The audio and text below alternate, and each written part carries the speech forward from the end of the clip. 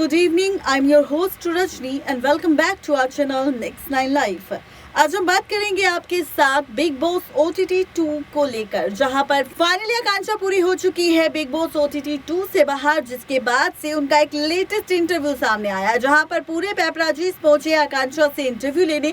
और इंटरव्यू के दौरान आकांक्षा पूरी ने सिर्फ शो को लेकर खुलासे नहीं किए, बल्कि सलमान खान पर भी कई गंभीर आरोप लगाए। आखिर क्या कुछ कहा आकांक्षा पूरी ने, देखिए report. So ma'am, first of all आप बिग बॉस से बाहर आ चुके हैं, कहते हैं ना कि कुछ तो वजह रही होगी, यूं ही कोई बेवफा नहीं होता जी। क्या वजह रही होगी फिर बाहर आने की? सी आई थिंक काफ़ी टारगेटेड थी मैं पहले दिन से, जो मुझे लगता है गेम खेलने का अपना 100% देने का मौका मुझे बिल्कुल नहीं मिला।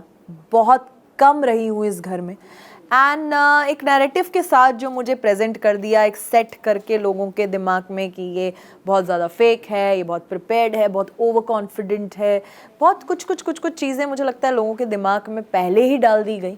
और उसको इरेज करने का ये इतना लंबा शो है नहीं, मुझे इतना वक्त ही नहीं मिला और इसीलिए शायद मैं आज बाहर हूँ। और दूसरा मुझे लगता है रियलिटी शो में रियल थोड़ा कम ही रहना चाहिए और मैं काफ़ी रियल खेल गई, शायद इसीलिए बाहर हूँ।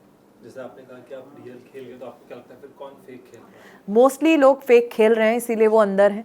सब एक क्लियर है कि मुझे ये ऐसे खेलना है, ये रिएक्शन शो के लिए सही दिखता है, तो वो रिएक्शन देते हैं। वो ये नहीं देते कि जो मैं रियल हूँ वो रिएक्शन जो शो में सही लगेगा, जो इस सिचुएशन में टेलीकास्ट में अच्छा दिखेगा, वो रिएक्शन देते हैं। और जो टेलीकास्ट में ज़्यादा फुटेज देगा, ये इतनी कैलकुलेशंस के साथ लोग वहाँ गेम खेल रहे हैं। सबने अपना अपना एक कैरेक्टर पकड़ा हुआ है, किसी ने एक वैम्प का, किसी ने कैसेनोवा का, किसी ने एक ज्ञानी का, एक सबने अपना कैरेक्टर प्ले कर रहे हैं और वो कर रहे हैं। शायद मैंने अपना कैरेक्टर नहीं पकड़ा, जो मैं थी वही रही, इसीलिए मैं बाहर हूँ। कई बार ऐसा होता है कि मैम कुछ सडनली हो जाती है और वो आइकॉनिक डायलॉग बन जाता है, आइकॉनिक हुक स्टेप बन जाता है। जी। अगर आज गूगल पे सर्च करके बिग बॉस OTT पे किसने किस किया तो आपका नाम आता है। जी क्या लगता है कि ये इतना बड़ा इशू बन जाएगा, आपको लगा था? जी, पता नहीं क्यों कंट्रोवर्सी से मेरा पीछा छूटता ही नहीं। जहाँ कंट्रोवर्सी होती है वहाँ आकांक्षा पूरी आ ही जाती है, या कंट्रोवर्सी मेरे पीछे पीछे आ जाती है। मुझे लगा था ये शो तो बिना कंट्रोवर्सी के मैं ख़त्म करूँगी, बट जाते जाते भी एक तो हो ही गई। और मुझे जब मैं अंदर थी सच में ऐसा नहीं लगा था कि ये इतना बड़ा मुद्दा है, क्योंकि वो एक टास्क था, 30 सेकंड का टास्क था। उसके बाद बहुत कुछ हो गया रात को, उसकी बहुत ज़्यादा बातें भी नहीं हुई, वो ख़त्म हो गया और मैंने अपना 100% दिया, मैं एक टास्क जीत गई। पर जब मैं बाहर आई तब मुझे पता चला ये किसका, और जब वीकेंड का वार हुआ, जब सर ने इतना कुछ बोला, तब मुझे पता चला क्या ये इतना बड़ा मुद्दा बन गया है। मैंने भी उसे एज एन आर्टिस्ट लिया, परफॉर्म किया, एज अ टास्क लिया, टास्क जीता अपनी टीम के लिए। मैं उसको उतना ही लेके चल रही थी, उसमें मैं बहुत पर्सनली नहीं इन्वॉल्व हो गई। बट वो इतना बड़ा मुद्दा बन जाएगा ये मुझे भी नहीं पता था। जो वीकेंड के वार पे मुझे पता चला, बाहर आई तब पता चला कि इतना कुछ उस पे ट्रेंड हो रहा है। बट ये भी मुझे पता चला वो हाईएस्ट TRP मिली है उस एपिसोड को, तो I don't know what to say about that. Salman sir ने आप सभी की तरफ से माफी मांगी, जी जी उसमें क्या कहना है? जी, ये मैं भी सरप्राइज्ड हूँ कि उन्हें ऐसा करना पड़ा कि ये शायद ये उनका टेक है। उन्होंने माफ़ी मांगी और माफ़ी मांगी तो ठीक है, अभी उन्होंने मांगी है तो हम लोग भी मांगे। बट मुझे अभी तक इस चीज़ में कुछ गलत नहीं लगता, इसलिए जब सर ने भी मुझे बोला, मैंने सिर्फ यही बोला जो मैं बोलूँगी कि ये एक टास्क था, मैंने सिर्फ इसे एज अ टास्क लिया। एज एन आर्टिस्ट मैंने इसको एक सीन जैसा लिया, मैं को स्टार के साथ परफॉर्म करी, उसको उतना ही लिया बस। उससे ज़्यादा मेरे लिए एक कुछ मुद्दा नहीं रखता है और उतना ही है मेरे लिए। और बाद में फिर ऐसा कहा गया कि you are not a good kisser और कई ऐसे हाँ, उस पे क्या कहना है? डेफिनेटली मैं कोई पर्सनल, मेरे वो बॉयफ्रेंड नहीं है या लवर नहीं है जिन्हें मैं किस कर रही हूँ। मुझे उसमें किस का परफॉर्मेंस नहीं देना, या मेरा डायरेक्टर नहीं है जिसने मुझे मेरी सीरीज़ पे बोला है कि आकांक्षा एक पैशनेट किस दिखनी चाहिए दोनों हीरो हीरोइन के बीच में, ऐसा कुछ नहीं है। एक टास्क था, 30 सेकंड का टास्क मुझे कंप्लीट करना था, तो मैं ज़्यादा अपने ना लिप्स को ना ज़्यादा इतना रेसिप्रोकेट नहीं कर रही थी, इतना इन्वॉल्व नहीं हो रही थी उस चीज़ में।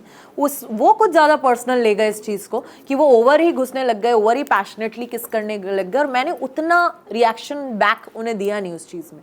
मैंने उसे सिर्फ इतना रखा कि लिप्स टच भी हो जाएंगे 30 सेकंड तो मैं टास्क जीत जाऊंगी, मैंने उतना ही रखा।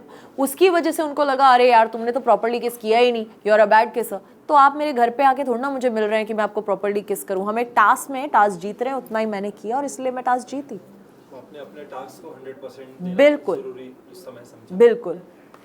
अगर आप जब से जय से बात कर रहे थे, जब आप लोग की बातें होती थी, आपने एक जिक्र किया था कि मैं इतने सालों से रिलेशन में नहीं रही है, लास्ट मेरा रिलेशन दो- वो व्यक्ति इस घर में आया और यहाँ से उनको कोई व्यक्ति मिला एंड देन तो कई हद तक एक नाम है जिसके डायरेक्टली या फिर इनडायरेक्टली हम कह सकते हैं उसका जिक्र होता जी। है। आप कुछ कहना चाहोगे उस बारे में? जी डेफिनेटली, क्योंकि वो बार बार मुझे देखते थे कि तुम बैक एंड पे क्यों रहती हो, थोड़ा सा कट जाती हो, थोड़ा सा 100% नहीं दे रही हो, अपना खुल के नहीं आ रही हो। क्योंकि मुझे लगता है एक रियलिटी शो में रिश्ते बनाना और इतने कम टाइम में किसी को जज करना, मैं उन्हें बाहर नहीं जानती हूँ। अंदर सब कहीं ना कहीं अपना गेम खेल रहे हैं, कैरेक्टर फॉलो कर रहे हैं, तो वहाँ मैं किसी को जज कर पाऊँ कि ये मेरे लिए एक रिश्ते में सही होगा कि नहीं, इसके साथ मैं अफेयर रखना चाहती हूँ, मैं ऐसी नहीं हूँ। मुझे वक्त लगता है। किसी के लिए एक लाइकिंग हो सकती है, बट इतना बड़ा डिसीजन लेना कि मुझे इसको डेट करना है, मुझे इसके साथ रहना, उसके लिए मुझे टाइम चाहिए, उसके लिए मुझे उस इंसान को बाहर मिलना होगा। क्योंकि अभी आप सिर्फ एक घर के अंदर है, बाहर जब मैं काम पे जाती हूँ आप कैसे होते हो, आप काम पे जाते हो कैसे होते हो, एक नॉर्मल लाइफ के रूटीन में आप कैसे हो, इसको देखने के लिए मुझे आपको बाहर मिलना होगा इस गेम शो से हट के। वहाँ एक घर में कोई काम नहीं है, 12 लोग हो, वहाँ पे ऐसा होना बहुत नॉर्मल बात है। वहाँ आप मुझे उतना टाइम भी दे रहे हो, उतना अटेंशन भी दे रहे हो, उतनी चीज़ें कर रहे हैं, बट नॉर्मली आप इंसान क्या हो ये जानने के लिए मैं उस घर में डिसीजन नहीं ले सकती। और मेरे साथ जो हुआ है, मेरे को टाइम लगता है, अब मैं बहुत केयरफुल हो गई हूँ, अब मैं अपने आप को टाइम देती हूँ। जो पहले टाइम मैंने लोगों को दिया है, तो वो टाइम अब मैं अपने आप को देती हूँ, अब बहुत प्यार करती हूँ, अपने काम को डेट कर रही हूँ और अपना 100% दे रही हूँ। और वही मैंने उनको बोला। क्या लगता है मैम कौन होगा विनर इस बार?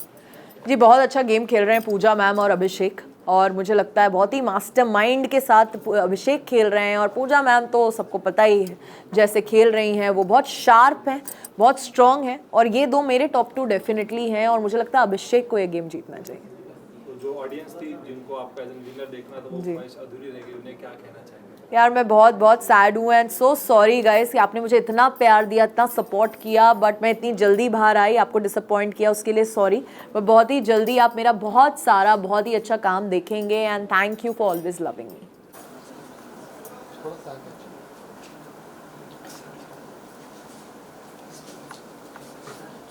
मॉम लाइट मारा नहीं।